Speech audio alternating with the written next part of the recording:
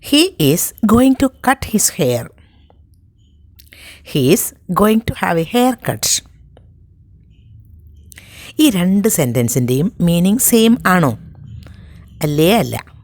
ഇതിൻ്റെ രണ്ടിൻ്റെയും മീനിങ് വളരെ ഡിഫറൻ്റ് ആണ്. എന്താണ് difference? He is going to cut his hair എന്ന് പറഞ്ഞാൽ അതിനർത്ഥം അവൻ അവൻ്റെ മുടി മുറിക്കാൻ പോകുകയാണ്. ഇവിടെ മുറിക്കാൻ പോകുന്നത് തനിയെ ആണ് എന്നർത്ഥം. ഇനി സെക്കൻഡ് സെൻറ്റൻസ് ആണെങ്കിൽ he is going to have a haircut. ഇവിടെ ഒരു ഷോപ്പിൽ ഒരു ഹെയർ ഡ്രസ്സറുടെ അടുത്ത് പോയിട്ടോ അതല്ലെങ്കിൽ വേറെ ഒരാളെ കൊണ്ടോ ഒക്കെ മുടി മുറിപ്പിക്കുക എന്നാണ് അർത്ഥം. അപ്പോൾ സെക്കൻഡ് സെൻറ്റൻസിൻ്റെ മീനിങ് അവൻ അവൻ്റെ മുടി മുറിപ്പിക്കാൻ പോവുകയാണ് എന്നാണ്.